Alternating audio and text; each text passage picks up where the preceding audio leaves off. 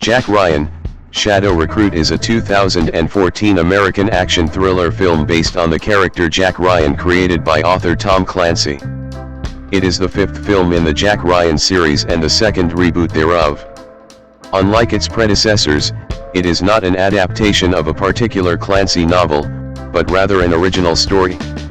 Chris Pine stars in the title role, becoming the fourth actor to play Ryan, following Alec Baldwin, Harrison Ford, and Ben Affleck. The film is directed by Kenneth Branagh, who also stars alongside Kevin Costner and Keira Knightley. The original screenplay was written by Adam Cozad and David Kerr. The film was produced by Mace Neufeld, Lorenzo de Bonaventura, David Barron, and Mark Varadian, with David Ellison, Dana Goldberg, Paul Schweik, and Tommy Harper as executive producers. The film score was composed by Patrick Doyle. The film was released in the United States on January 17, 2014. It grossed over $130 million and was met with mixed critical reviews. It is dedicated to Clancy, who died on October 1, 2013. Plot.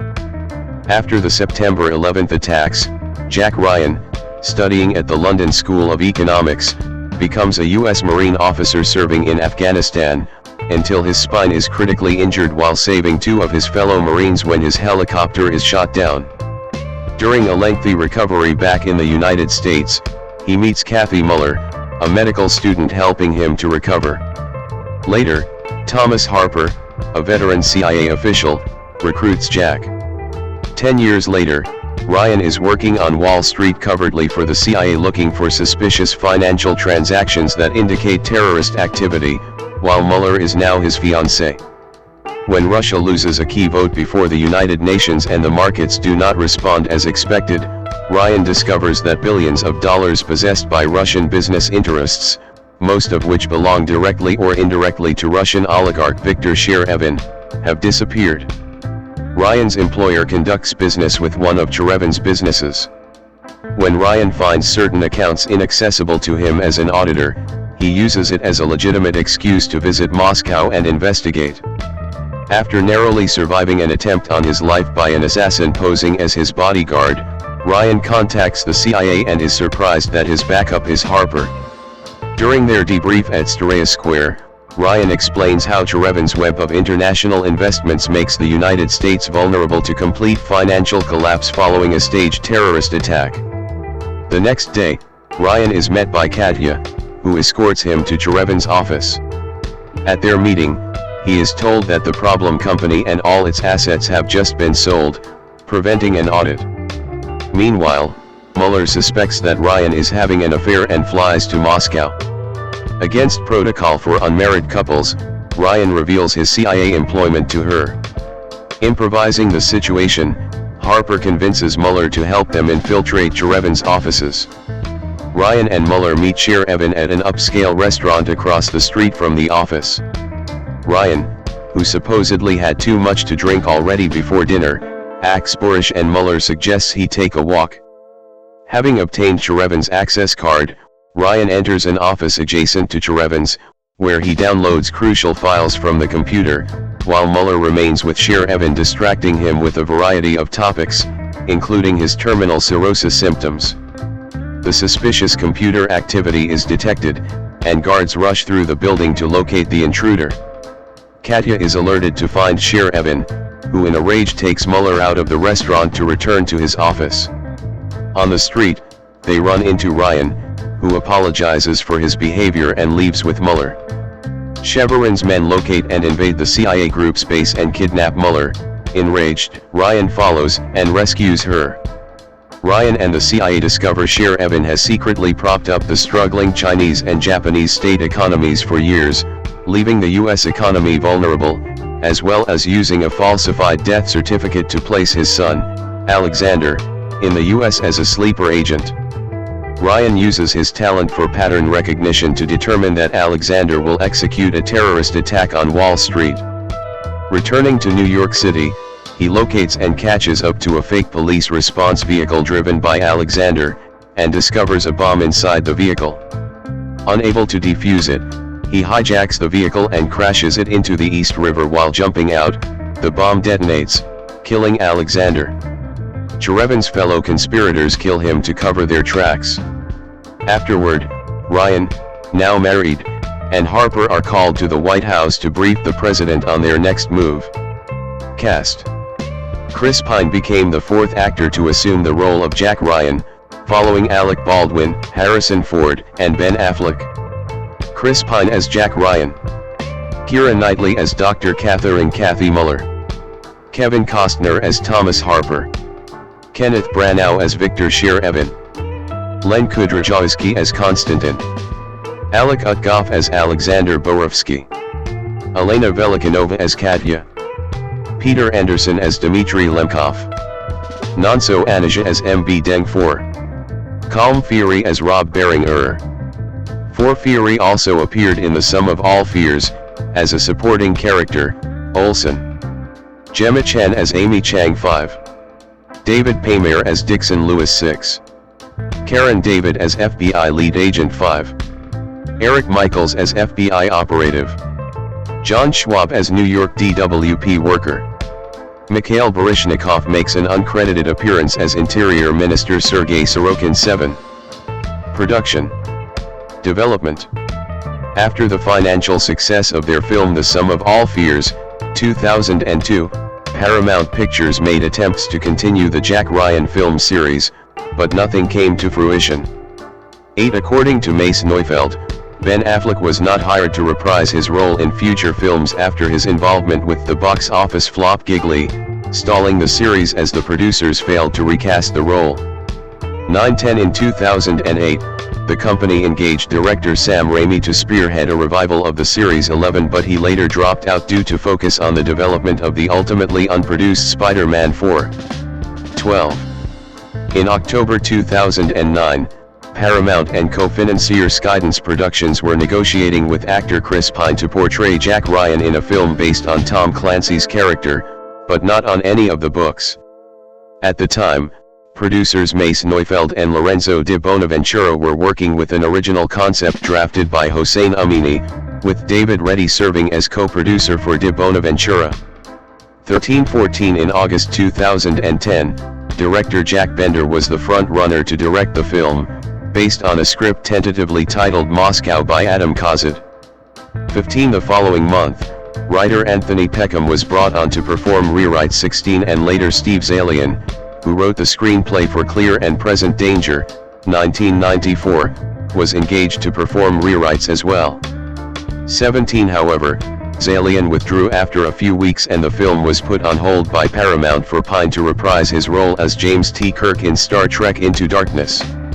18. During this time, David Kirk was brought on to rewrite the script. 19. With shooting scheduled to begin in the second half of 2012. 20.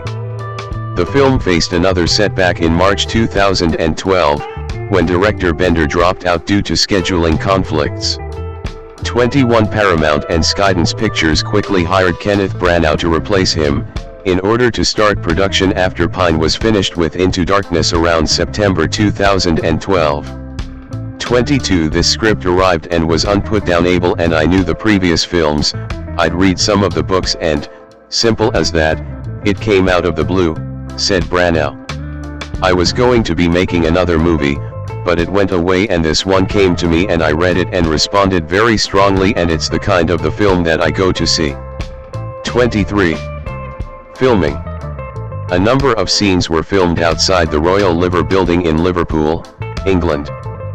Pre-production for Jack Ryan, Shadow Recruit took place at the production offices of August Street Films Limited, based at Pinewood Studios in Buckinghamshire. 24 months after signing on as director, Kenneth Branagh also made a deal with the studio to star as the film's villain. 25. In early August 2012, Keira Knightley, Felicity Jones, and Evangeline Lilly were being considered for the female lead, while Kate Beckinsale and Jessica Biel were approached but declined.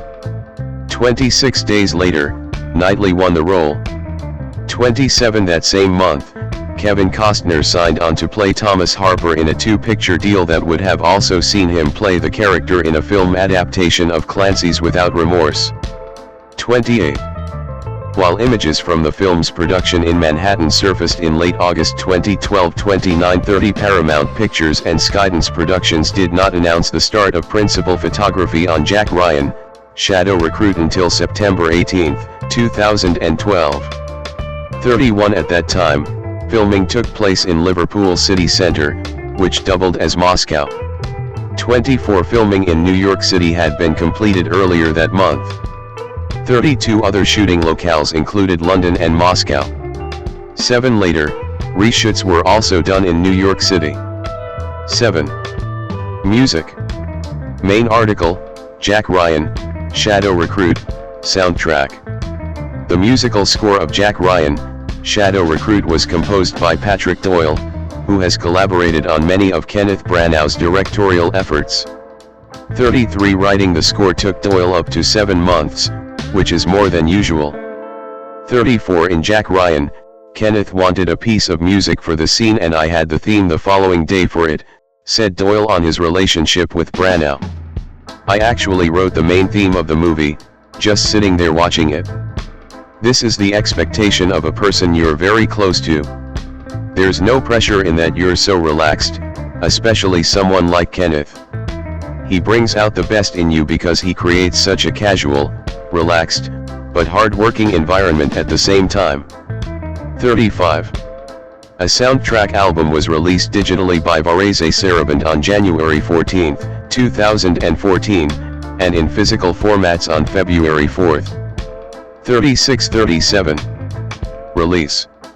The film was originally scheduled to be released on December 25, 2013 38 but was pushed back by Paramount Pictures to give the release date to Martin Scorsese's The Wolf of Wall Street. 39 It then was slated for release on January 17, 2014, corresponding with the Martin Luther King Jr. holiday in the United States. 40 In August 2013, Paramount began rolling out a trailer for the film to test audiences bearing the title Jack Ryan, Shadow 1. 41 On October 2, 2013, a day after the death of Tom Clancy, the first film poster was released, featuring the new title, Jack Ryan, Shadow Recruit. 42 The first trailer for the film was released the same day. 43 In December 2014, Pine confirmed that there would not be a sequel to the film due to its lackluster box office performance. 44. The film was later released in video-on-demand format for home media markets on May 20, 2014. 45 It was released on DVD and Blu-ray formats by Paramount Home Entertainment on June 10, 2014. 46. Reception. Box office. Jack Ryan, Shadow Recruit earned $5.4 million on its opening day in North American markets. 47 And reached $17.2 million by the end of its opening weekend. 48 The film opened below all previous Jack Ryan films despite a wider theater count. 49 Based on exit polling service CinemaScore, more than a third of the film's opening weekend audience was over the age of 50.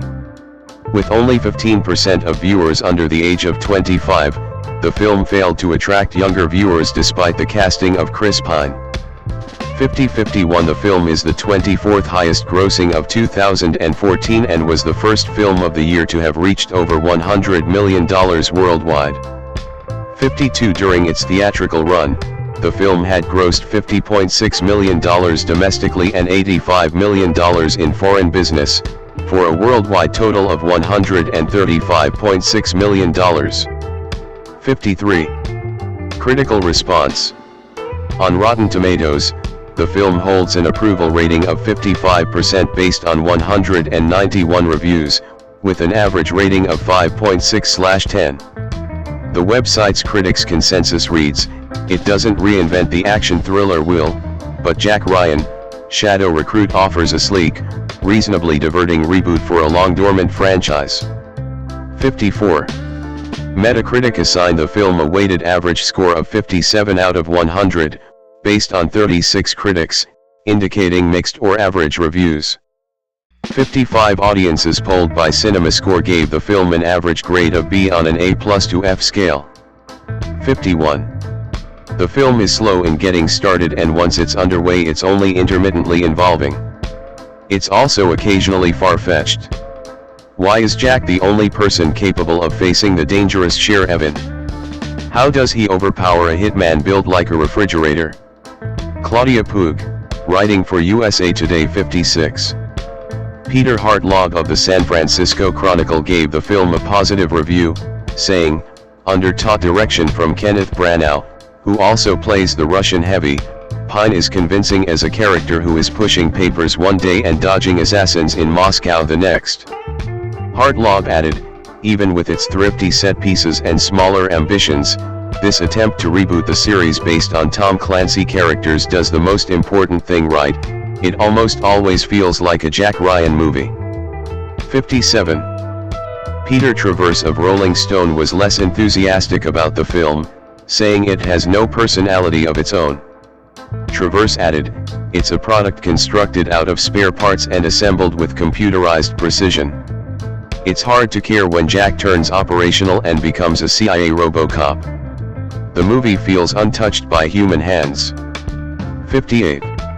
Todd McCarthy of The Hollywood Reporter also gave the film a negative review, saying, "While the film benefits from an attractive cast, the perennial allure of the spy game and the exoticism of the contemporary Moscow setting, the biggest problem afflicting this modest diversion is that it's the sort of film in which computers get to the bottom of every problem that comes up in about 5 seconds."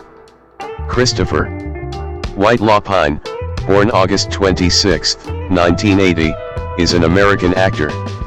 He is best known for his roles as James T. Kirk in the Star Trek reboot film series, 2009 to 2016, and Steve Trevor in the DC Extended Universe films Wonder Woman, 2017, and Wonder Woman 1984, 2020. Pine rose to prominence for his roles in the romantic comedies The Princess Diaries 2, 2004, and Just My Luck, 2006. His roles include Cinderella's Prince in Into the Woods, 2014, Jack Ryan in Jack Ryan, Shadow Recruit, 2014, Bernie Weber in The Finest Hours, 2016, and Robert the Bruce in Outlaw King, 2018. He starred in Unstoppable, 2010, Rise of the Guardians, 2012, Hell or High Water, 2016, The Contractor, Don't Worry Darling, both 2022, and Dungeons and Dragons, Honor Among Thieves, 2023. Pine made his directorial debut with Pullman, 2023. In 2025, he acted for the first time in a non-English role, Italian, in the movie The Kidnapping of Arabella, which was also praised at 2025 Venice Film Festival in the Orizzonti category. Early life and education. Pine was born on August 26, 1981 in Los Angeles, California. His father, Robert Pine, is an actor who co-starred on Chips as Sergeant Joseph Gatrer, while his mother, Gwen Guilford, is a former actress who became a psychotherapist. He has an older sister, Catherine, who has also acted. 5. His maternal grandmother, Anne Gwynn, was a Hollywood actress. His maternal grandfather, Max M. Guilford VI, who came from a Russian Jewish family. 7 was an attorney who was elected president of the Hollywood Bar Association.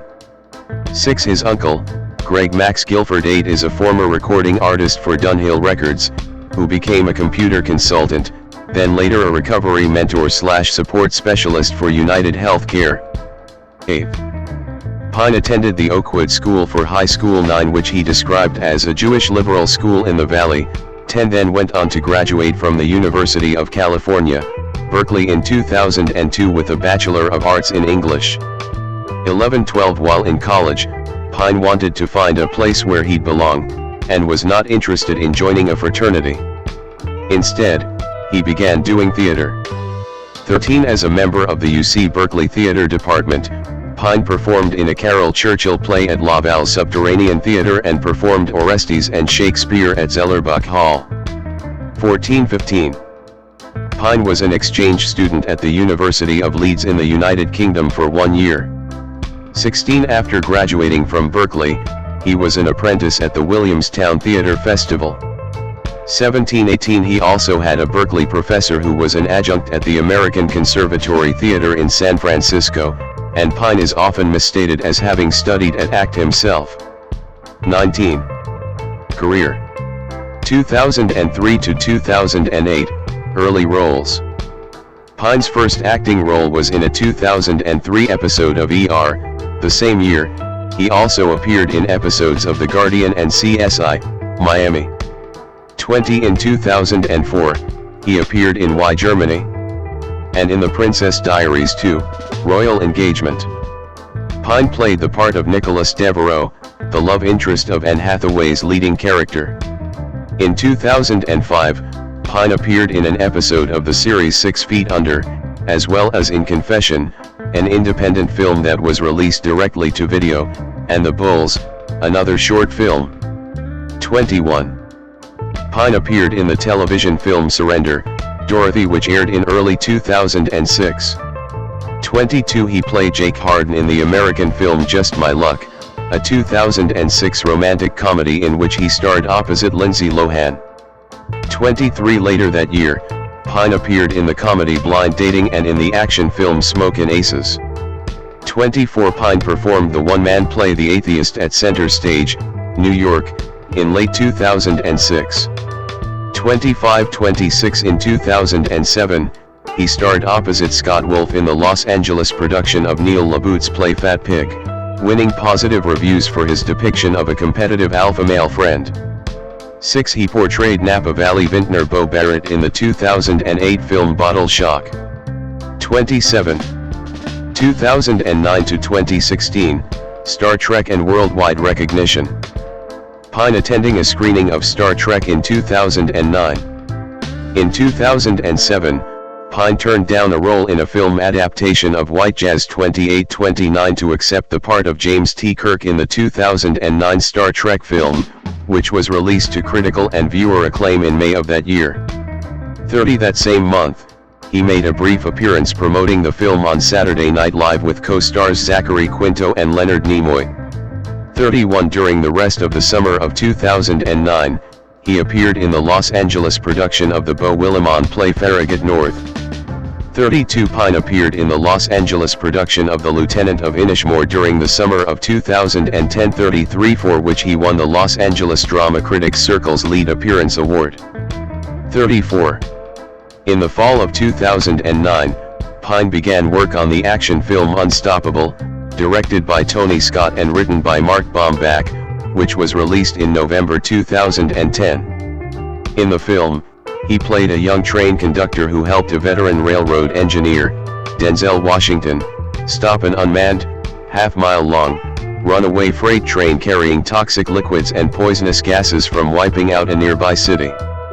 35. New archival link needed. The Hollywood Reporter named Pine as one of the young male actors who are pushing or being pushed into taking over Hollywood as the new A-list.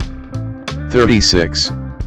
In 2011, Pine sat down with William Shatner, the actor who originated the role of Captain Kirk more than 40 years earlier, for the feature-length documentary The Captains, which Shatner wrote and directed. The film had Shatner interview Pine about his career and how taking the role of Kirk felt. 37. Pine at the Australian premiere of Star Trek Into Darkness in 2013. Pine filmed the romantic comedy This Means War with Reese Witherspoon and Tom Hardy during the fall of 2010 in Vancouver.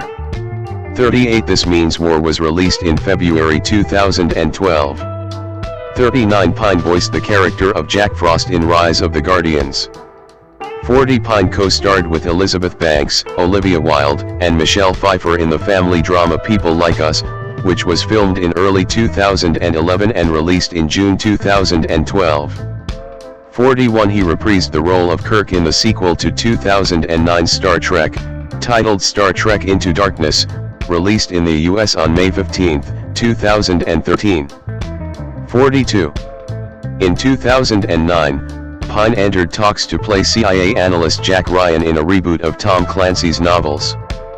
43. He starred in Jack Ryan, Shadow Recruit, which was released in 2014.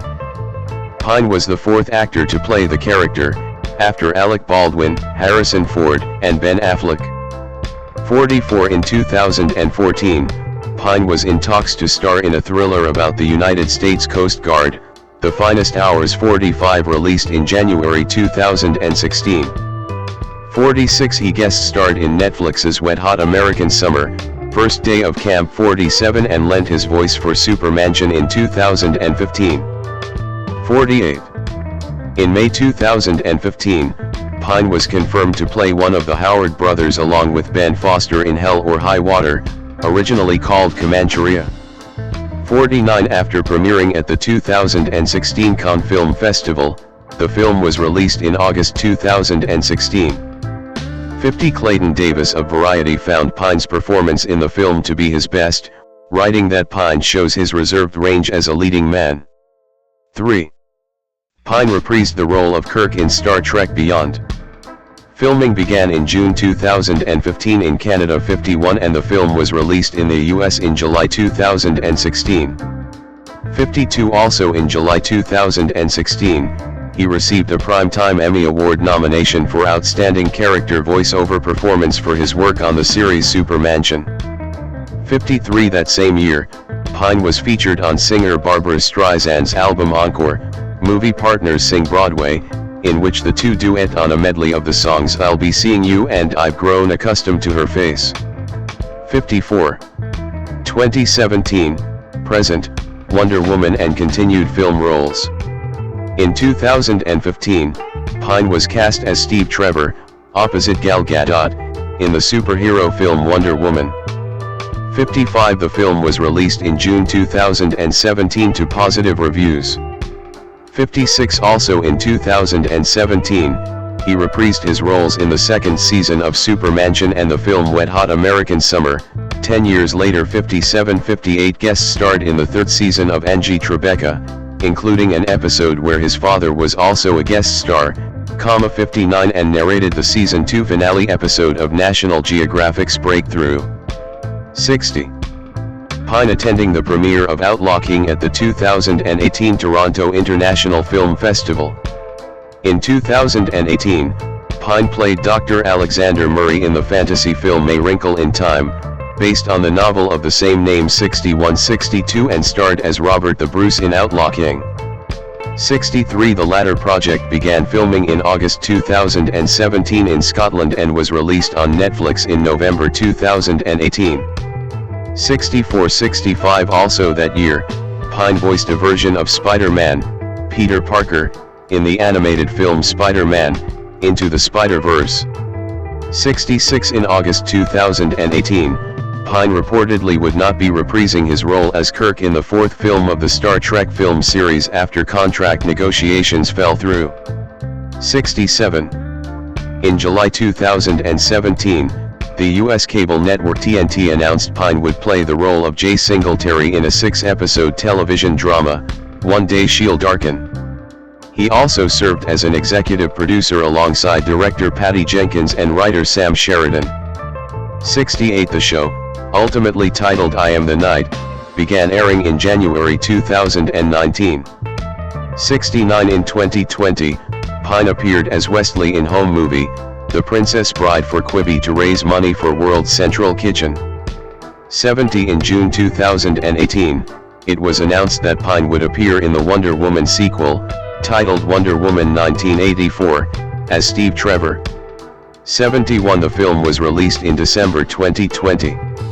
72 After Pine became attached to star in a film adaptation of the novel All the Old Knives in 2017, Amazon Studios picked up the film in 2020, with Pine and Thandai Newton starring and Janice Metz-Peterson directing. 73 Pine also executive produced the film. 74 The film was released in limited theaters and on streaming on Amazon Prime Video in April 2022. 75. Pine executive produced and starred in the 2022 action thriller The Contractor 76-77 and appeared in Don't Worry Darling, a psychological thriller film directed by Olivia Wilde, released in September 2022. 78 In December 2020, it was announced that Pine will star in Dungeons & Dragons, Honor Among Thieves, a film based on the role-playing game of the same name. 79. The film, released in March 2023, was a critical but not a commercial success. Pine made his directorial debut with the noir comedy Pullman, 2023, where he also starred as the lead. 80. The film debuted at the 2022 Toronto International Film Festival to negative reviews. The film is reportedly a comedic mystery in the vein of Chinatown, 1974, and was co-produced by Patty Jenkins and co-starred Annette Bening, Danny DeVito, and Ariana DeBose. Owen Gleiberman of Variety wrote, "The film is not only the worst film I saw during the fall festival season but would likely be one of the worst films in any year it came out." He added, "At the Toronto Film Festival showing I attended, there were a lot of walkouts." 81. The Hollywood Reporter noted, given its world premiere at Toronto, where it arrived looking for distribution, this stiff will likely have a tough time finding a home based on the tepid response from the customarily effusive festival audience. 82. In August 2024, he made his debut for Italian cinema. 83. Pine starred in the Disney animated film Wish, providing the voice of the main antagonist King Magnifico. Personal life. Pine was in a relationship with South African model Dominique Pike from late 2011 to early 2013. 84. He was in a relationship with British actress Annabelle Wallis from 2018 to early 2022. 85-86. He is currently in a relationship with designer Kiana Sky Wenger since 2023. 87. On March 1, 2014, while filming Z for Zachariah in New Zealand, Pine was arrested by police near Methven after failing to pass a routine roadside breath alcohol test. 88-89. He pleaded guilty to drunk driving on March 17, stating that he drank 4 vodkas at a local pub.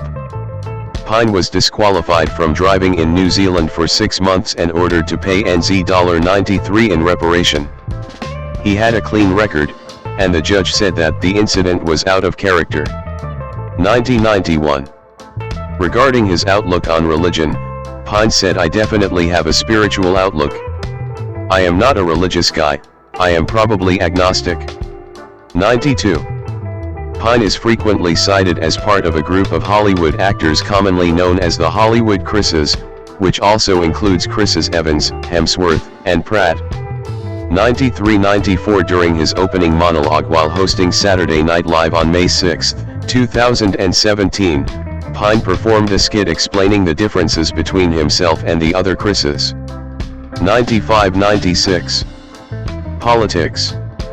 Politically, Pine has called himself a left-leaning liberal. 97. He has said that both Democrats and Republicans tend to be interchangeable when it comes to certain actions, citing President Obama's strengthening of the Patriot Act. 98. During the 2016 presidential campaign, Pine joined Star Trek franchise actors and directors George Takei, John Cho, Simon Pegg, Zachary Quinto, Zoe Saldana, Carl Urban, Brian Fuller, J.J. Abrams, Justin Lin, and Adam Nimoy in support of a movement called Trek Against Trump. The movement endorsed Hillary Clinton. 99. On November 1, 2016, Pine, along with director Joss Whedon, released a video urging people to vote in the upcoming elections. While the video was a parody of Congress in general, certain commentators took the video to represent the Republican Congress. 100, 101, 102. In 2020, Pine supported Joe Biden's presidential campaign. Keira Christina Knightley, /Kr Knightley /Keir Knightley, born March 26, 1985, is an English actress. Known for her work in independent films and blockbusters, particularly period dramas, she has received numerous accolades, including nominations for 2 Academy Awards, 2 British Academy Film Awards, 4 Golden Globes, and a Laurence Olivier Award. In 2018, she was appointed an OBE for services to drama and charity. 1. Born in London to English actor Will Knightley and Scottish playwright Sharman MacDonald, Knightley obtained an agent at age 6 and initially worked in commercials and television films. Following a minor role as Sabe in Star Wars, Episode 1, The Phantom Menace, 1999, her breakthrough came when she played a tomboy footballer in Bend It Like Beckham, 2002, and co-starred in Love Actually, 2003. She achieved global recognition for playing Elizabeth Swann in the Pirates of the Caribbean film series, 2003 to 2007, 2017. For her portrayal of Elizabeth Bennet in Pride and Prejudice, 2005, Knightley was nominated for the Academy Award for Best Actress. She starred in several more period films over the next few years, including Atonement, 2007, The Duchess, 2008, A Dangerous Method, 2011, and Anna Karenina, 2012. She took on contemporary set parts in Begin Again, 2013, and Jack Ryan, Shadow Recruit, 2014, and returned to historical films playing Joan Clark in The Imitation Game, 2014, earning a nomination for the Academy Award for Best Supporting Actress. She has since starred as the title character in Colette, 2018, journalist Loretta McLaughlin in Boston Strangler, 2023, and a spy in the thriller series Black Doves, 2024.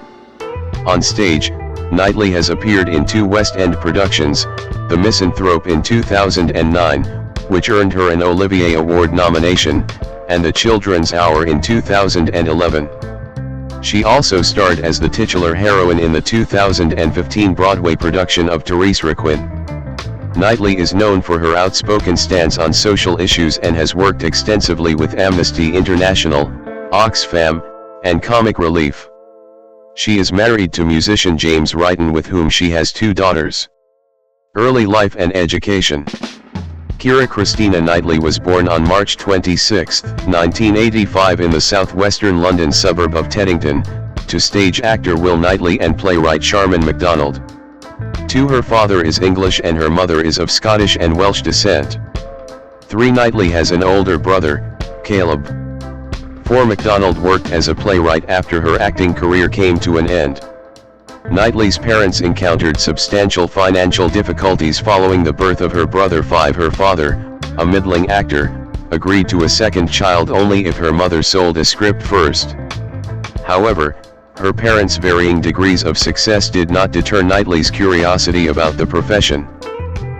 MacDonald introduced her children to theater and ballet very early, inspiring Knightley's interest in acting. 8. Knightley attended Teddington School. 9. She was diagnosed with dyslexia at 6, but by the time she was 11, with her parents' support, she says, they deemed me to have got over it sufficiently. She is still a slow reader and cannot read out loud. 10. Due to her hard time reading, the school classified her as having special educational needs, which made her feel discouraged. Her parents used the promise of acting to encourage her to work harder. 11. She was meant to be named Kira, the anglicized form of Kira, after the Soviet figure skater Kira Ivanova, whom her father admired. However, MacDonald, who is dyslexic, misspelled the name when she registered her daughter's birth certificate, writing the E before the I. 12. Knightley has said she was single-minded about acting. 13. At age 3, she requested to obtain an agent like her parents and secured one at 6. This led to her taking a number of small parts in television dramas. 14. She acted in a number of local amateur productions, which included After Juliet, written by her mother, and United States, written by her drama teacher. Knightley began studying her A-levels at Esher College in Surrey but left after a year to pursue an acting career. 15. Her mother's friends encouraged her to go to drama school, which she declined for financial and professional reasons. 16. Career. 1993 to 2002, career beginnings and breakthrough. Knightley's costume from Star Wars, Episode 1, The Phantom Menace, 1999, on display at the Detroit Institute of Arts.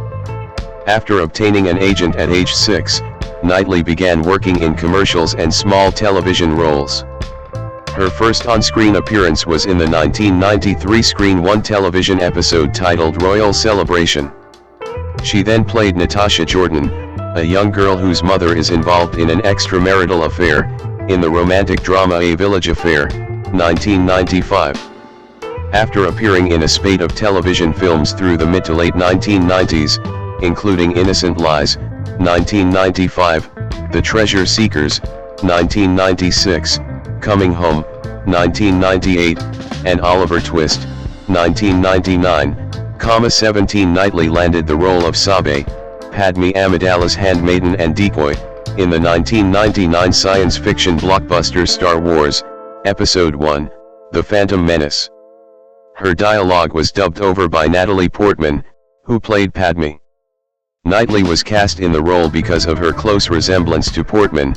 Even the two actresses' mothers had difficulty telling their daughters apart when they were in full makeup. 18. In her first major role, the 2001 Walt Disney Productions television film Princess of Thieves, Knightley played the daughter of Robin Hood. In preparation for the part, she trained for several weeks in archery, fencing, and riding. 19. Concurrently, she appeared in The Hole, a thriller that received a direct-to-video release in the US. The film's director Nick Ham described her as a young version of Julie Christie. 20. Knightley also took on the role of Lara Antipova in the 2002 miniseries adaptation of Dr. Zhivago, to positive reviews and high ratings. 21. In the same year, Knightley starred as a pregnant drug addict in Gillies MacKinnon's drama film Pure. Co-starring Molly Parker and Harry Eaton, the film had its world premiere at the 2002 Toronto International Film Festival.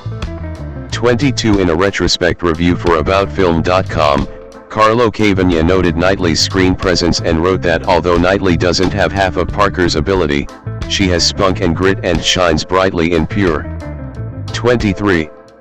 Knightley landed a breakthrough role when she starred in Gurinder Chadha's sports comedy film Bend It Like Beckham, which was a box office hit in the UK and US. 24. Knightley portrayed Jules, a tomboy football player struggling against social norms who convinces her friend to pursue the sport. 25. The film surprised critics who were laudatory of its charming and inspiring nature, social context, and the cast's performances. 26. Knightley and her co-star Parminder Nagra attracted international attention for their performances. 27. Critic James Berardinelli, who was largely laudatory of the film and the energetic and likable cast, noted that Knightley and Nagra brought a lot of spirit to their instantly likable characters. 28. To prepare for their roles, they underwent 3 months of extensive football training under the English football coach Simon Clifford. Knightley was initially skeptical of the project. In an interview with Tracy Smith she said, "I remember telling friends I was doing this girls' soccer movie, and nobody thought that it was gonna be any good." 29. 2003 to 2007, Pirates of the Caribbean and worldwide recognition. Knightley at the premiere of Pirates of the Caribbean, Dead Man's Chest, 2006. Knightley was cast as Elizabeth Swann in the 2003 American fantasy swashbuckler film Pirates of the Caribbean, The Curse of the Black Pearl. 30. The film, based on the Disney theme park attraction, revolves around infamous buccaneer Jack Sparrow and blacksmith Will Turner rescuing Swan, in possession of a cursed golden medallion, from 18th century pirates. 31. The producers Jerry Bruckheimer and Gore Verbinski cast Knightley for her indescribable quality, reminiscent of motion picture stars from Hollywood's heyday. 32. Knightley underestimated the stunt work required and believed she would primarily be sitting in carriages. At one point during filming, she stood for 2 days on a plank and rejected a stunt double's offer to jump off the platform for the scene. 32-33 Despite boasting the names of stars like Johnny Depp and Orlando Bloom and a $135 million budget, Pirates was expected to fail at the box office. 34 Knightley herself was not optimistic about its prospects. 35 The film opened at number 1 on the box office, and became one of the highest grossing releases of the year, with worldwide revenues of $654 million. 36 Elvis Mitchell of the New York Times likened Knightley's strident and confident physical assurance to that of Nicole Kidman, while Keith Phipps of the AV Club described her and Bloom as appealing leads. 37-38. Also in 2003, Knightley appeared in Richard Kiddis's Christmas-themed romantic comedy Love Actually, featuring an ensemble cast, which included her childhood idol Emma Thompson. 39-40. Knightley played Juliet, a woman whose fiancé's best man is secretly in love with her. 41. Peter Travers of Rolling Stone criticized the waste of Knightley's talent in a nothing role. 42. While Megan Connor of The Guardian remarked that the film turned Knightley into a household name. 16. Love Actually has been referred to as a modern-day Christmas classic. 43. Knightley believes the film's trajectory to be extraordinary, given that its popularity resurfaced a few years after the film's release. 44. Knightley's only release of 2004 was the historical film King Arthur, where she played Guinevere, a warrior queen and the wife of the titular character. 45. The part required her to learn boxing, archery, and riding. 39-46. The critic A.O. Scott praised Knightley for throwing herself bodily into every scene.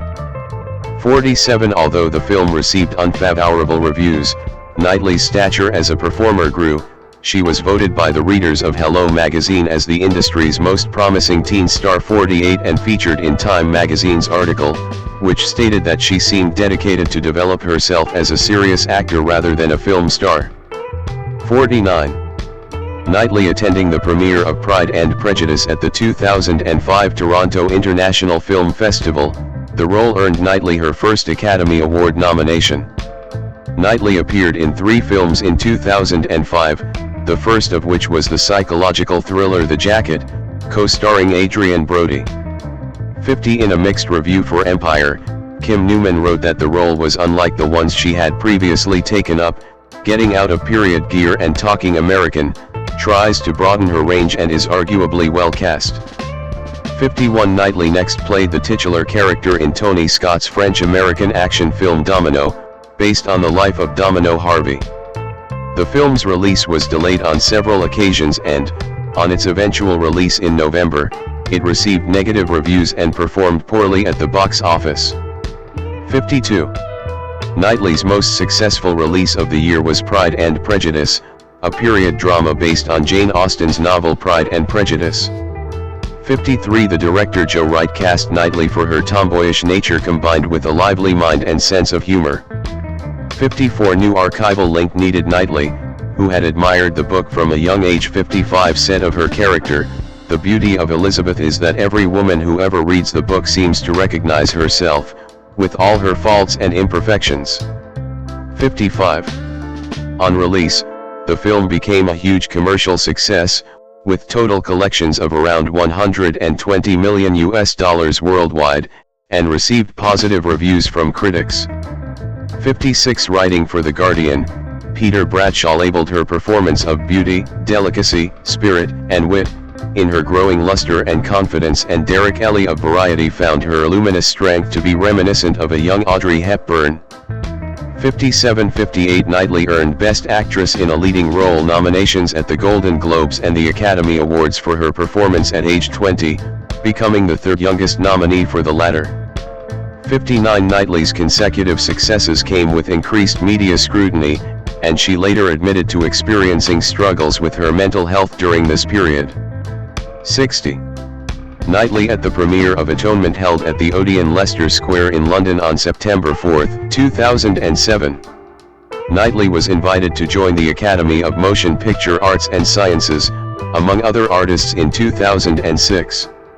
61. In 2004, the second and third films of the Pirates of the Caribbean series were conceived, with screenwriters Ted Elliott and Terry Rossio developing a story arc that would span both sequels, in which Knightley reprised her role as Elizabeth Swann. The plot of the film sees Swan buck convention to seek adventure and become fierce pirate and fighter to match the skills of Sparrow and her love interest, Turner. 62. The sequel installments allowed Knightley to study sword fighting, which she had sought to do since the first film. 32. Filming for the projects took place in 2005, Pirates of the Caribbean, Dead Man's Chest released in July 2006, with the worldwide collections of $1.066 billion, becoming the biggest financial hit of Knightley's career. 63. The third installment in the series, Pirates of the Caribbean, At World's End, was released in May, the following year. 64. A.O. Scott termed her performance a vision of imperial British pluckiness, with an intriguing dash of romantic recklessness that surfaces toward the end. 65. In November 2006, it was reported that Knightley didn't want to participate in any further sequels.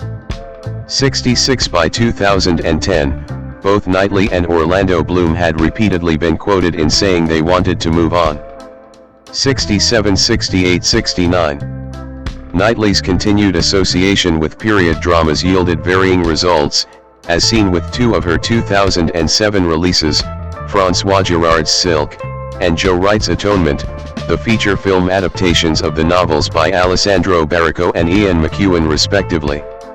70. The former project failed at the box office, while the latter became a critical and commercial success. Knightley played Cecilia Tallis, the elder of the two Tallis sisters, who struggles with a wartime romance with her love interest, played by James McAvoy. 71. She admitted that the pacing on the smaller, more intimate film was an adjustment compared to the Pirates franchise. 72. In preparing for the film, Knightley studied the novel as well as the naturalism of the performance as seen in films from the 1930s and 1940s, such as In Which We Serve, 1942, and Brief Encounter, 1945. 73. 72. She admired the multi-layered and fascinating nature of her character's behavior. 74. Knightley's performance won the Empire Award for Best Actress 75 and earned her nominations for the BAFTA and the Golden Globes Awards, also in the leading actress categories. 76. The critic Richard Roper, who thought the lead duo were superb in their respective roles, was puzzled by their failure to receive Academy Award nominations. 77. The green dress worn by Knightley during the film's climactic scene garnered substantive press attention, and was subsequently regarded as one of the greatest costumes in film history. 78. 79. 80. 2008 to 2013, independent films and stage work. Knightley appeared alongside Sienna Miller, Cillian Murphy, and Matthew Rhys in John Mayberry's 2008 wartime drama The Edge of Love. The film had her play the role of Vera Phillips, a childhood friend of Welsh poet Dylan Thomas and his wife Caitlin McNamara. Knightley wrote the script with her mother, Sharman MacDonald, with McNamara in mind. 81. After Knightley signed on, her character's role was increased with the film focusing on her romance with a British soldier. 81. Knightley connected to Vera's quietness, and described her as tragic and beautiful. 81. She based her performance on Marlene Dietrich, and was to mime to her pre-recorded voice, before being told by Mayberry to sing live. Knightley initially felt embarrassed to do so, saying she shook like a leaf but eventually went through with the plan. 81. The film became a moderate critical and commercial success. 82. Knightley's performance and singing abilities were praised. The Independent noted that Knightley gives Vera an independence and complexity that's eons ahead, while the Los Angeles Times wrote the film belongs to the women, with Knightley going from strength to strength, and showing she can sing. 83. Knightley received critical acclaim for her portrayal of 18th century aristocrat Georgiana Cavendish in The Duchess, 2008. Knightley then starred as the 18th century English aristocrat Georgiana Cavendish, Duchess of Devonshire in Saul Dibb's period drama The Duchess, 2008, based on the best-selling biographical novel, Georgiana, Duchess of Devonshire by Amanda Foreman. 84. The film tells the story of Georgiana's rise in society as a socio-political tastemaker after her marriage disintegrates. 85. The script Knightley was sent was covered in huge white ostrich feathers and a gold ribbon. 86. Gabrielle Tana, the film's producer, stated Knightley brought an instinctive understanding of such aspects of Georgiana's life as a celebrity from her own experiences. 87. Knightley was attracted to her character's strength and status as a political influence and fashion prowess, while being inwardly vulnerable and isolated. 86 Simon Crook of Empire described her performance as an enigmatic, free-spirited turn and a role she'll be remembered for, probably her best role to date in a film not directed by Joe Wright. 88. The following year, she was nominated for a British Independent Film Award for Best Actress. 89 A film adaptation of William Shakespeare's tragedy King Lear set to star Knightley and Anthony Hopkins was cancelled due to recession. 90. Knightley made her West End debut with Martin Crimp's version of Moliere's comedy The Misanthrope. Starring Knightley, Damian Lewis, Tara Fitzgerald, and Dominic Rowan, the play was staged at the Comedy Theatre in December 2009. She portrayed Jennifer, a shallow, amorous, and vulnerable American film star who is courted by an analytical and voracious playwright. 91 Knightley chose the role as she felt that if I don't do theater right now, I think I'm going to start being too terrified to do it, and described the production as an extraordinary and incredibly fulfilling experience. She was skeptical of her performance. 92 Paul Taylor of The Independent remarked that Knightley was not only strikingly convincing, but, at times, rather thrilling in its satiric aplomb. 93 However, The Guardian's Michael Billington noted that due to the nature of the role, one could say that she is not unduly stretched. 94 In recognition of her theater debut, Knightley was nominated for the Laurence Olivier Award for Best Actress in a Supporting Role and an Evening Standard Award. 95. Knightley began the new decade with 3 films. She remarked that her work during this period helped her empathize with people or with situations that I don't necessarily find it easy to empathize with. 96 Two of the productions, Masih Tajuddin's romantic drama Last Night and William Monahan's crime noir film London Boulevard, opened to mixed responses from critics and rank among the lowest grossing films in Knightley's career.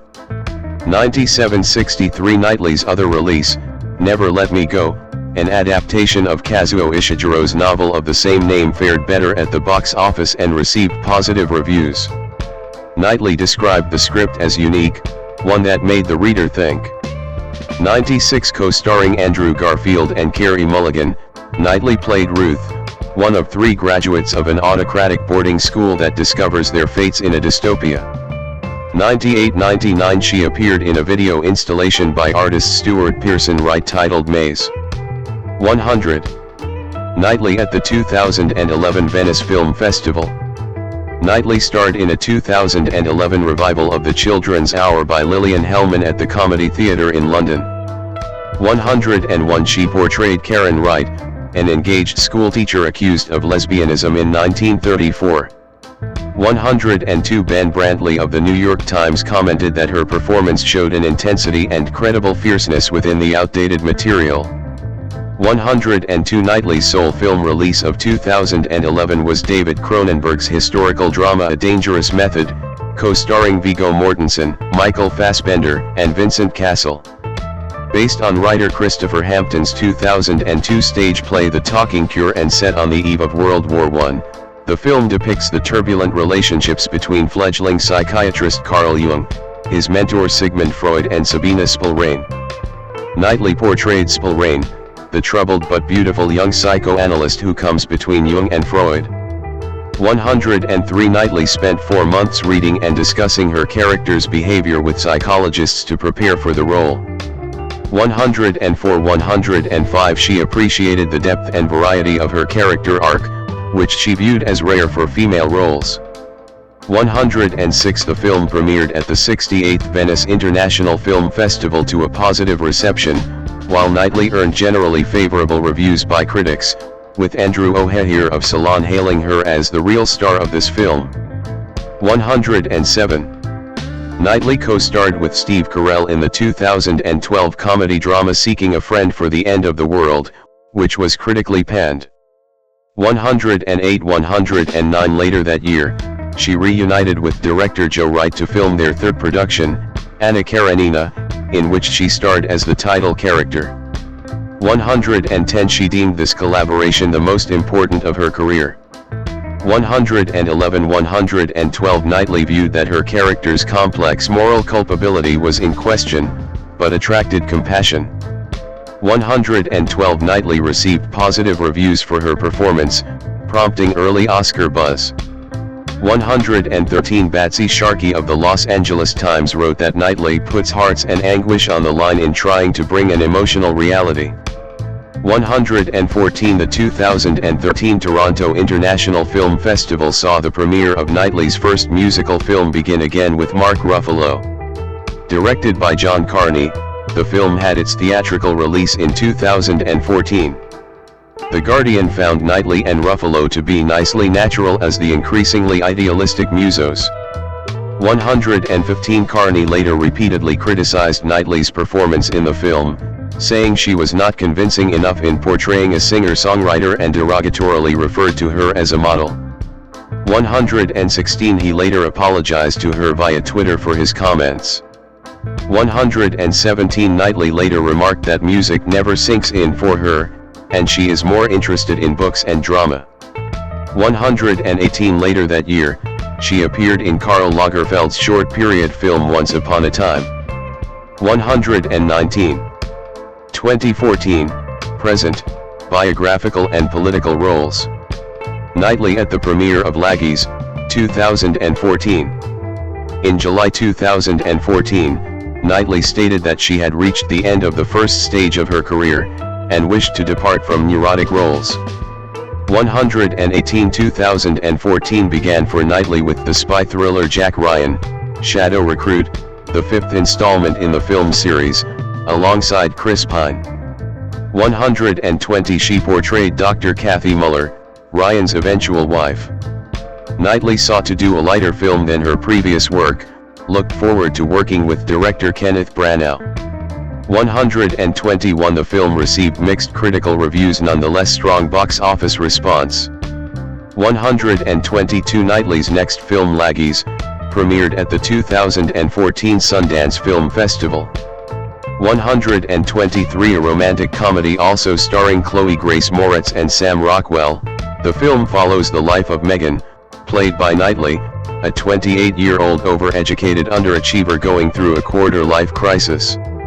Knightley empathized with her character's delayed maturity and appreciated the film's telling from a female perspective.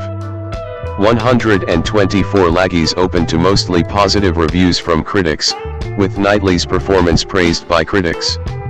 125 Inku Kong of the Rap referred to her as a loose-limbed revelation and lauded her delightfully uncouth performance. 126. The film was followed by her appearance in Morton Tildom's historical drama The Imitation Game, a film based on the life of British mathematician Alan Turing, played by Benedict Cumberbatch. Knightley portrayed cryptanalyst and numismatist Joan Clark, who decrypted German intelligence codes for the British government during World War II with Turing. 127 Knightley researched interviews with Clark, and sought to keep her upper-class quality, drawing on the depth of her emotions and protectiveness of Turing from the script. 128 The Imitation Game became a critical and commercial success, grossing over $233.6 million. 129 For her performance, Knightley received her second Academy Award and BAFTA Award nominations, and third Golden Globe Award nomination, all for Best Actress in a Supporting Role.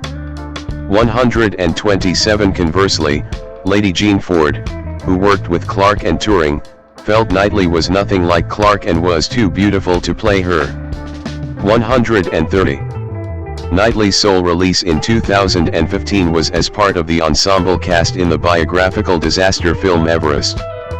The film was based on the 1996 Mount Everest disaster, with Knightley portraying mountaineer Rob Hall's wife. 131 Everest opened to generally positive reviews from critics. 132 Variety wrote that Knightley gave a deeply felt performance as a woman haunted by the possibility of losing her spouse. 133 In October 2015, Knightley made her Broadway debut playing the title role in Helen Edmondson's adaptation of Émile Zola's Therese Raquin at Studio 54. 134 Knightley took the role after turning down the project twice, as she thought herself incapable of playing the part. She found interest in her character's caged circumstance, as well as her dark, active role in the play, as she sought to depart from passive supporting roles. 135 of her performance, Alexandra Villarreal of the Huffington Post wrote, "She fumes, and rages, and withdraws, and you can watch her psychological evolution from stifled wife to impassioned mistress to haunted murderer." 136. In 2016, it emerged that Knightley was set to star in a feature biopic about 18th-century Russian Empress Catherine the Great, directed by Barbara Streisand, which has not come to fruition. 137. Knightley appeared in the ensemble drama Collateral Beauty, 2016, alongside Will Smith, Edward Norton, Kate Winslet, and Helen Mirren. 138. The film was critically panned. 139 and earned the cast a Razzie nomination. 140. Despite previously stating on a number of occasions that she would never return to the Pirates of the Caribbean series since 2006. 66-69 Knightley reprised the role of Elizabeth Swann with a cameo appearance in 2017's Pirates of the Caribbean, Dead Men Tell No Tales, after test audiences repeatedly inquired about her character. 141. Knightley starred in the biographical drama Colette as the titular French author. The film sees Colette's social ascent in Belle Epoque society through her provocative novels, but she is exploited by her husband, who plagiarizes her work. 142. Knightley believed the film connected strongly to modern-day feminism, and depicted cultural change in gender politics. To prepare for the part, Knightley read Colette's novels, among them The Vagabond and Cherie, and initially planned to visit her birthplace of Burgundy, France. She found the author inspiring, and admired her imperfections as well as her courage.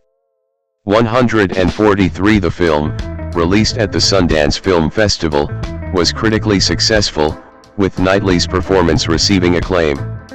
144. Manala Dargis of the New York Times praised her vibrance and expressive physicality, and Jordan Hoffman of The Guardian wrote that the film saw Knightley in top form, luminous, clever, sexy, and sympathetic. 145. 146. Knightley was appointed Officer of the Order of the British Empire, OBE, in the 2018 Birthday Honours for services to drama and charity. 147. The same year, she played the Sugar Plum Fairy in Disney's adaptation of The Nutcracker, titled The Nutcracker and the Four Realms, which was critically panned. 148. 149. In 2019, Knightley co-starred in The Aftermath, a film adaptation of the novel by Redian Brooke, alongside Alexander Skarsgård. 150. 151. Knightley played Rachel, a cold and complex British Army wife traumatized by her son's death by a German bomb. The film sees her and her husband move to Germany while dealing with grief. 152. The film received mixed reviews. 151. 153. 154. The Boston Globe's Ty Burr credited Knightley for adding conviction, grace, heart, and nerve to the film. 153. While Katie Walsh of the Los Angeles Times felt Knightley and Skarsgård were too reserved. 154. Knightley portrayed whistleblower Catherine Gunn in Official Secrets, 2019, 155, which was premiered at the Sundance Film Festival on January 28, 2019 to positive reviews. 156. Knightley believed the film's depiction of Iraq War and government accountability connected with modern politics. 157. Writing for The Guardian, Peter Bradshaw praised Knightley's focused, plausible and sympathetic performance. 158. Gunn also expressed her contentment with the film. 159. Knightley's first role of the decade was feminist activist Sally Alexander in Misbehaved Hour, 2020, a film about the crowning of the first black contestant at the 1970 Miss World competition. 160. 161. The film discusses the nuances of intersectionality in second-wave feminism. Knightley was drawn to the political aspects of the project. 162. Misbehaved Hour was received positively. 163. With Variety's Guy Lodge dubbing Knightley likable as ever but admitted she portrays the least intriguing figure. 164 Knightley was due to produce and star in The Essex Serpent, an Apple TV Plus adaptation of Sarah Perry's novel 165, but dropped out over concerns about access to childcare during the lockdown period of the COVID-19 pandemic. 166 She starred in the 2021 holiday comedy Silent Night. 167 Knightley voiced the lead role in the dramatic animated film Charlotte, a true story about a young artist during the Holocaust. 168 Knightley took a year off work to spend time with family. 169 In 2023, she portrayed reporter Loretta McLaughlin in the crime drama film Boston Strangler, based on the infamous true story of Boston Strangler murders. 170 In the following year, she starred as a spy in the Netflix thriller series Black Doves. 171 For her performance, she was nominated for the Critics' Choice Television Award and the Golden Globe Award for Best Actress, Television Series Drama. 172 173 Knightley stars in the mystery thriller The Woman in Cabin 10 as a journalist. In 2025, she performed the role of Dolores Umbridge in the Audible Harry Potter audiobook. This was met with controversy due to an ongoing boycott of Harry Potter over the author's views on transgender people, to which Knightley laughed and claimed she was not aware. 174 175 Before saying that we're all going to have to figure out how to live together, aren't we? And we've all got very different opinions. I hope that we can all find respect. 176 177 178 Kira and Joe Wilkinson starred in the Waitrose Christmas adverts for 2025. 179 180 In 2026, Knightley is set to play the role of Christa Maria Sealand in a stage adaptation of the film The Lives of Others at the Adelphi Theatre in London.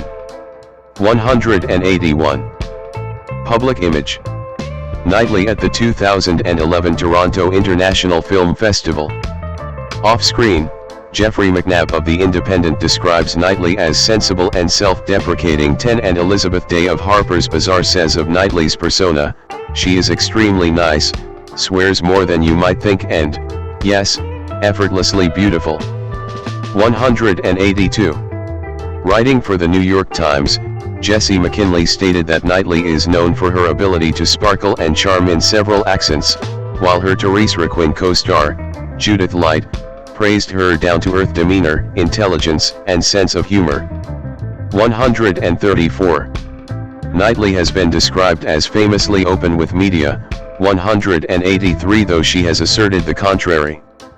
184 During the 2000s, Knightley faced an extraordinary amount of vitriol from the press. 16 The Guardian wrote that if she is not too pretty to be worthy of her success, she is too posh, too thin. If there is a more valid reason why, they often struggle to articulate it.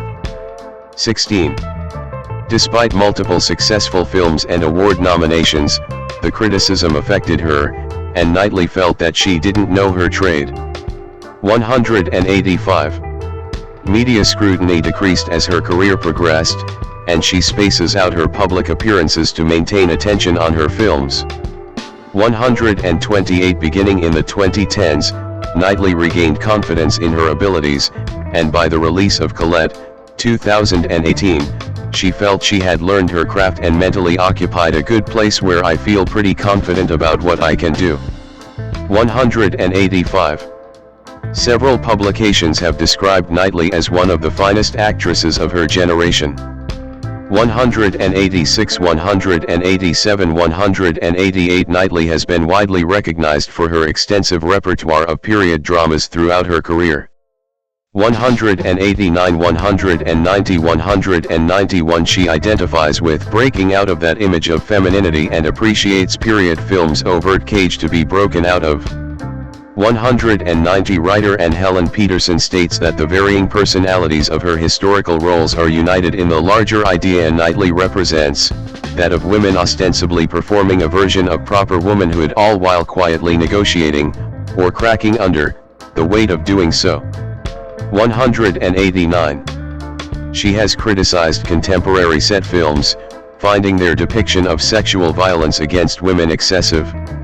192 Knightley is reputed for her signature strong female lead roles 128, and she has been compared to actresses Katharine Hepburn, Greta Garbo, Audrey Hepburn, and Nicole Kidman. 189 57 37. In a 2004 BBC poll, she was named among the most influential people in British culture. 193 Knightley has often been ascribed to the English rose archetype. 194 195 196 197 Knightley has been included several times on FHM's 100 Sexiest Women in the World list, making her first appearance in 2004 and topping the list in 2006. 198 She was included in every subsequent issue until 2009. 199 She was part of the American editions of the list from 2004 to 2006, and was also placed 9th on the Maxim Hot 100 list in 2006. 200. Other ventures. Advocacy and philanthropy. Knightley received media attention for her perspectives on feminism, voiced in an interview with Harper's Bazaar UK published in the February 2014 edition. She explained that women face greater hurdles in the film industry compared to their male counterparts, and also revealed that she was perplexed by the use of feminist in a derogatory sense. 201 Knightley posed topless for the September 2014 cover of Interview magazine, on condition that the image not be digitally altered, to draw attention to how women's bodies are a battleground and photography is partly to blame. 202. For International Women's Day 2014, Knightley was one of the artist signatories of Amnesty International's letter to British Prime Minister David Cameron, in which the organisation campaigned for women's rights in Afghanistan. 203 After the birth of her first daughter, she penned an essay about childbirth, entitled The Weaker Sex, featured in the collection Feminists Don't Wear Pink and Other Lies. 204 Knightley does not shoot nude scenes for her films, unless directed by a female filmmaker. 205. Knightley is the face of an Amnesty International campaign to support human rights, marking the 60th anniversary of the United Nations Universal Declaration of Human Rights. 206 In 2004, she traveled to Ethiopia alongside Richard Curtis, Sanjeev Bhaskar, and Julian Metcalf on behalf of the Comic Relief Charity. 207 She posed for photos for WaterAid in 2005 and also for the American Library Association's Red Campaign, a promotional poster of Pride and Prejudice.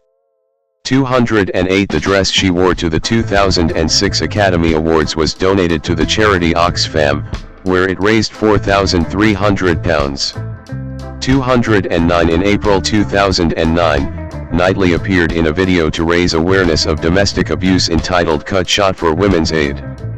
210 The video created controversy, with some sources calling it too graphic, while other groups support the video for showing a realistic depiction of domestic violence. 211 In November 2010, Knightley became patron of the SMA Trust, a British charity that funds medical research into the disease spinal muscular atrophy. 212 In July 2014 Knightley traveled to South Sudan on behalf of Oxfam to meet refugees of the South Sudanese civil war and raise awareness of the conflict. 213. In May 2016, Knightley signed a letter imploring Britain to vote Remain in the UK-EU referendum. The letter was also signed by John L. E. Kerr, Benedict Cumberbatch, and Danny Boyle among others. 214 Later, she appeared in a video aimed at encouraging younger people to vote in the referendum. 215 On September 12, 2016, Knightley, along with Kate Blanchett, Chiwetel Ejiofor, Peter Capaldi, Douglas Booth, Neil Gaiman, Jesse Eisenberg, Juliet Stevenson, Kit Harington, and Stanley Tucci, appeared in a video from the United Nations Refugee Agency UNRWA to help raise awareness of the global refugee crisis. The video, titled What They Took With Them, has the actors reading a poem, written by Jennifer Toxvig and inspired by primary accounts of refugees, and is part of UNRWA's #WithRefugees campaign, of which also includes a petition to governments to expand asylum to provide further shelter, integrating job opportunities, and education. 216 In September 2016, Knightley co-hosted A Night to Remember, part of the Green Carpet Challenge, a charity event highlighting sustainability within the fashion industry. 217. In September 2017, Knightley traded stocks on behalf of the Spinal Muscular Atrophy charity SMA Trust as part of the BGC Charity Day, which was set up to commemorate the stockbrokers who were killed during the September 11th attacks. 218 In April 2020, Knightley participated in a World Health Day live stream to raise money for charity during the COVID-19 pandemic. 219 In June 2020, she and other celebrities designed a range of pin badges for the #PinYourThanks campaign, dedicated to thanking essential workers. All profits went to NHS charities Together and Volunteering Matters. 220 In October 2020, she backed Made by Dyslexia, a global campaign to help teachers address dyslexic strengths. It has trained 250,000 teachers and started an online program. 221 Knightley participated in a skit entitled 2020 the Movie, commemorating Red Nose Day 2021. 222. Fashion endorsements. Knightley was the celebrity face for the luxury goods brands Esprit and Chiatzi Chen as well as Luxe hair care products in Japanese television commercials. 223 In April 2006, she was confirmed as the new celebrity face of Chanel's perfume Coco Mademoiselle, though the first photo from the campaign was not released until May 2007. 224 Knightley has appeared in television commercials for Chanel directed by Joe Wright since 2007, and has endorsed Chanel fine jewelry's collection Coco Crush. 225 In 2008, Knightley was the highest-earning British Hollywood star according to the Forbes Celebrity 100 list 226 and was named amongst the most bankable actors in 2009. 227. Personal life. Knightley dated actors Dal Sinat, 2001 to 2003, Jamie Dornan, 2003 to 2005, and Rupert Friend, 2005 to 2010. 228-229 She began a relationship with musician James Wrighton in February 2011. 230 They were married on May 4, 2013 in Mazan, France. 231 They have 2 daughters together, born in 2015 and 2019. 232-233 The family resides in Canonbury, Islington, London. 234 Knightley advocates equal paternity leave and has spoken about the expense of childcare in England. She remarked in 2016 on how lucky I've been to be able to afford really good childcare, otherwise it would be at least 4 years out of my career. 182-235. She has no social media profiles in an effort to preserve her family's privacy. 157. Knightley won a libel case against the Daily Mail in 2007 after it had falsely claimed that she had an eating disorder. Awarded £3,000 in damages, she added to the sum and donated £6,000 to Beat, a charity for those with mental illness and eating disorders. 236.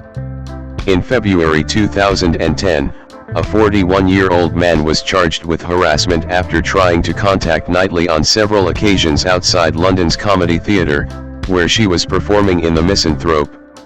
237 The subsequent trial folded after she was unavailable to testify in court.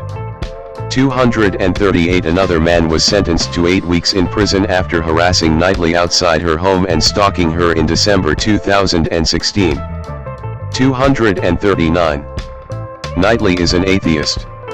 240 In a 2025 interview with Caitlin Moran, when asked how she kept herself from breaking down or developing an addiction due to the pressures of fame, she responded, Oh, I did go mad, believe me.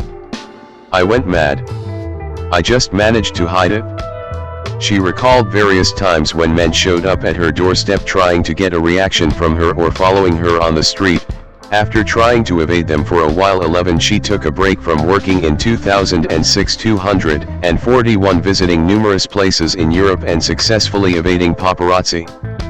11 In 2018, Knightley revealed that she had a mental breakdown at age 22 and had been later diagnosed with post-traumatic stress disorder, PTSD, since she struggled to adjust to her sudden rise to stardom. She recounted how she did not leave her home for 3 months up until early 2008, and needed to have hypnotherapy to prevent panic attacks to enable her to attend that year's BAFTA Awards, where she was nominated for her performance in Atonement. 185. Acting credits and awards. Main articles, list of Keira Knightley performances and awards and nominations.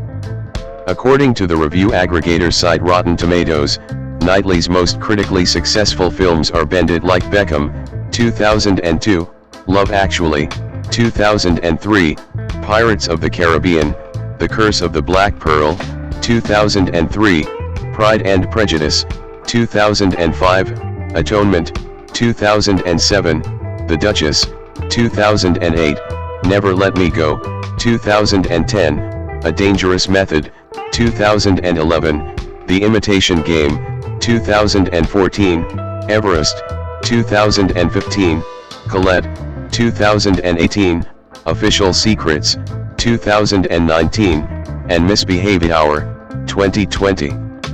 Her television appearances include Oliver Twist, 1999, Princess of Thieves, 2001, and Dr. Zhivago, 2002. 17, 19, 21 On stage, Knightley has starred in The Misanthrope and The Children's Hour at the Harold Pinter Theatre, as well as in Therese Requin at the Roundabout Theatre Company. 242, 243. Knightley has received 2 Academy Award nominations, Best Actress for Pride and Prejudice, 2005, and Best Supporting Actress for The Imitation Game, 2014. She has been nominated at the Golden Globe Awards for the Best Actress, Motion Picture Comedy or Musical, Best Actress, Motion Picture Drama, Best Supporting Actress, Motion Picture categories, for her performances in Pride and Prejudice, 2005, Atonement, 2007, and The Imitation Game, 2014, respectively. 244 Knightley has twice been nominated at the British Academy Film Awards, Best Actress in a Leading Role for Atonement, 2007, and Best Actress in a Supporting Role for The Imitation Game, 2014. 245 She also received nomination for a Laurence Olivier Award for Best Actress in a Supporting Role in a Play for The Misanthrope.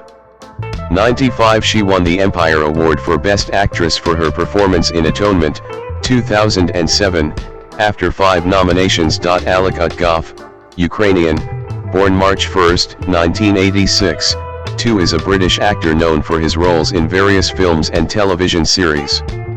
Born in Kiev, Ukrainian SSR, he moved to the UK at a young age.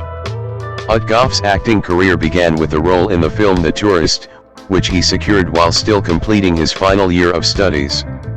He initially focused on theater, performing a wide range of roles, and is considered a classically trained actor. Utgov is best known for his portrayal of Alexander Borowski in Jack Ryan, Shadow Recruit and Dr. Alexei in the 3rd season of Stranger Things. 3. His other notable roles include Alexei in San Andreas, 2015, 1-4 and Darius in the Ridley Scott epic Gladiator 2. 5. One of Utgov's most significant achievements is his lead role in the film Never Gonna Snow Again, which premiered at the 77th Venice International Film Festival as part of the main competition. The film earned critical acclaim and was selected as Poland's entry for the Academy Award for Best International Feature Film at the 93rd Academy Awards. 6. Early life. Utgov was born in Kiev, Ukrainian SSR, Soviet Union, now Kiev, Ukraine. His father, Volodymyr Utgov, is a cardiac surgeon of Russian-German descent, originally from Crimea. His mother, Rosa Utgov, is a musical conductor and is Ossetian by nationality. Joseph Fieri OC/KLMFJR/1 born August 22, 1958, is a Canadian actor. A 15-year veteran of the Stratford Festival, he is known in Canada for his Gemini-winning turn as Prime Minister Pierre Trudeau in the CBC miniseries Trudeau, 2002, his portrayal of Glenn Gould in 32 short films about Glenn Gould, 1993, and for playing Detective Martin Ward in Bone Cop, Bad Cop, 2006, and its sequel Bone Cop, Bad Cop 2, 2017. Fieri is known for his mainstream roles in film and on television. These include Dr. Malcolm Walsh in Face/Off, 1997, ADM. Husband E. Kimmel in Pearl Harbor, 2001, Martin Harrison in Chicago, 2002, Olsen in The Sum of All Fears, 2002, Lord Marshall's High Law in The Chronicles of Riddick, 2004, First Gentleman Henry Taylor on 24, 2009, Cardinal Della Rovere on The Borgias, 2011-2013, Lafay in Thor, 2011, Donald Menken in The Amazing Spider-Man 2, 2014, General Ted Brockhart on House of Cards, 2016-2017, Declan Gallard on 21 Thunder, 2017, Wernher von Braun in For All Mankind, 2019, and Sir Reginald Hargreaves on The Umbrella Academy, 2019-2024. Fieri is also a Prix Iris and Screen Actors Guild Award winner and a Genie Award nominee. 2. Early life and education. Fieri was born in Boston, Massachusetts on August 22, 1958. 3. His parents, Dr. Dermot Fieri and Elaine Taylor IV, were Irish, and the family moved back to Ireland shortly after Colm was born, 5 remaining there for several years before emigrating to Canada, landing in Ottawa in 1961, 6 before moving to Windsor, Ontario. 7 After graduating from Ridley College in St. Catharines, Ontario, he attended the National Theatre School of Canada in Montreal, Quebec. 8-9. Career. Fieri honed his acting skills as a member of the acting company of the Stratford Festival of Canada, North America's largest classical repertory theatre. He spent 17 seasons at Stratford, where he rose from bit parts to leading roles, including Romeo 10, Hamlet 10, Richard III 10, and Cyrano 10. He returned in 2006 to star in 4 productions, including Don Juan in both English and French and as Fagin in Oliver. In 2009 he played the main role of Macbeth in the play Macbeth, the main role of Cyrano in Cyrano de Bergerac, and Lear in King Lear in 2014-11, all performed at the Stratford Festival Theatre. 12 He also has appeared on Broadway as Cassius in the production of Julius Caesar starring Denzel Washington as Brutus. 13 Off-Broadway, for the Public Theatre, he was Claudius in a Hamlet production that starred Liev Schreiber. 14. In Canada, Fieri's most famous roles were as Prime Minister Pierre Trudeau in the critically acclaimed television miniseries Trudeau 5, a role for which he won a Gemini Award for Best Performance by an Actor in a Leading Role in a Dramatic Program or Miniseries, as classical pianist Glenn Gould in the 1993 film 32 Short Films About Glenn Gould 5, and as by-the-book English-Canadian detective Martin Ward in the box office hit Bone Cop, Bad Cop 5. He also played a crazed marketing executive imposter in the 2nd season of the Canadian TV series, Slings and Arrows 10, a role that continued for several episodes. The show has run in the United States on the Sundance Channel. Outside Canada, Fieri has appeared in numerous film, theater, and television roles. He is perhaps most famous in the United States for his supporting roles in such Hollywood films as Chicago, City of Angels, Pearl Harbor, The Sum of All Fears, Paycheck 5, and The Chronicles of Riddick. 10 In 1999, he appeared in Stephen King's Storm of the Century as the powerful ancient wizard Andre Lineage. He was the crooked Los Angeles Police Chief James E. Davis in 2008's Changeling. 11 In 2011, he appeared as Laufey, King of the Frost Giants, in the live-action superhero film Thor. 15 In 2014, he portrayed Dr. Francis Dulmacher in Gotham. 10 He portrayed the first gentleman Henry Taylor on the 7th season of 24. 10 Appeared as Tad Whitney in the West Wing 2nd season episode titled Galileo, and played the billionaire suspect Jordan Hayes in the episode for Law and Order, Special Victims Unit Flight. He played supernatural murderers in 2 episodes of Friday the 13th, the series. 16. Honors.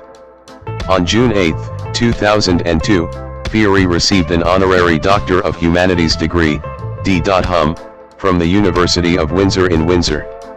1718 In October 2012, he was awarded an honorary Doctor of Letters degree, Doctor of Arts and Letters, by Wilfrid Laurier University in Waterloo, Ontario, in recognition of his contributions to Canadian theatre and film.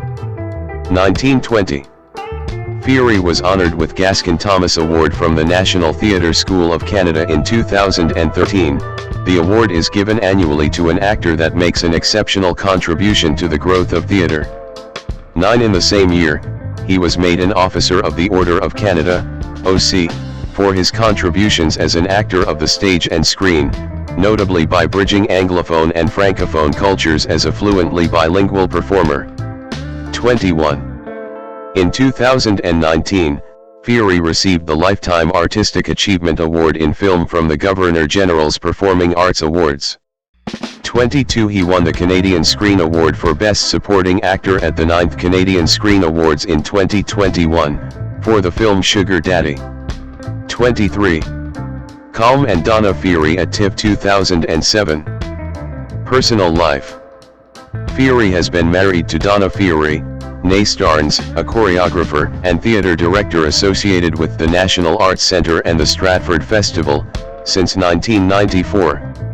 24. He was previously married to actress Sydney Bowl, whom he met at the National Theatre School, from 1983 to 1994. Fury has 3 children, son Jack with Bowl, and son Thomas and daughter Anna with Donna Fury. Jack Ryan, Shadow Recruit is a 2014 American action thriller film based on the character Jack Ryan created by author Tom Clancy. It is the 5th film in the Jack Ryan series and the 2nd reboot thereof. Unlike its predecessors, it is not an adaptation of a particular Clancy novel, but rather an original story. Chris Pine stars in the title role, becoming the 4th actor to play Ryan, following Alec Baldwin, Harrison Ford, and Ben Affleck. The film is directed by Kenneth Branagh, who also stars alongside Kevin Costner and Keira Knightley. The original screenplay was written by Adam Cozad and David Kerr. The film was produced by Mace Neufeld, Lorenzo de Bonaventura, David Barron, and Mark Varadian, with David Ellison, Dana Goldberg, Paul Schweik, and Tommy Harper as executive producers. The film score was composed by Patrick Doyle. The film was released in the United States on January 17, 2014. It grossed over $130 million and was met with mixed critical reviews. It is dedicated to Clancy, who died on October 1, 2013. Plot. After the September 11 attacks, Jack Ryan, studying at the London School of Economics, becomes a U.S. Marine officer serving in Afghanistan, until his spine is critically injured while saving 2 of his fellow Marines when his helicopter is shot down. During a lengthy recovery back in the United States, he meets Kathy Muller, a medical student helping him to recover. Later, Thomas Harper, a veteran CIA official, recruits Jack. 10 years later, Ryan is working on Wall Street covertly for the CIA looking for suspicious financial transactions that indicate terrorist activity, while Mueller is now his fiancée. When Russia loses a key vote before the United Nations and the markets do not respond as expected, Ryan discovers that billions of dollars possessed by Russian business interests, most of which belong directly or indirectly to Russian oligarch Viktor Cherevin, have disappeared. Ryan's employer conducts business with one of Cherevin's businesses. When Ryan finds certain accounts inaccessible to him as an auditor, he uses it as a legitimate excuse to visit Moscow and investigate. After narrowly surviving an attempt on his life by an assassin posing as his bodyguard, Ryan contacts the CIA and is surprised that his backup is Harper. During their debrief at Staraya Square, Ryan explains how Cherevin's web of international investments makes the United States vulnerable to complete financial collapse following a staged terrorist attack. The next day, Ryan is met by Katya, who escorts him to Cherevin's office. At their meeting, he is told that the problem company and all its assets have just been sold, preventing an audit. Meanwhile, Mueller suspects that Ryan is having an affair and flies to Moscow. Against protocol for unmarried couples, Ryan reveals his CIA employment to her. Improvising the situation, Harper convinces Mueller to help them infiltrate Cherevin's offices. Ryan and Mueller meet Cherevin at an upscale restaurant across the street from the office. Ryan, who supposedly had too much to drink already before dinner, acts boorish and Mueller suggests he take a walk. Having obtained Cherevin's access card, Ryan enters an office adjacent to Cherevin's, where he downloads crucial files from the computer, while Mueller remains with Cherevin distracting him with a variety of topics, including his terminal cirrhosis symptoms. The suspicious computer activity is detected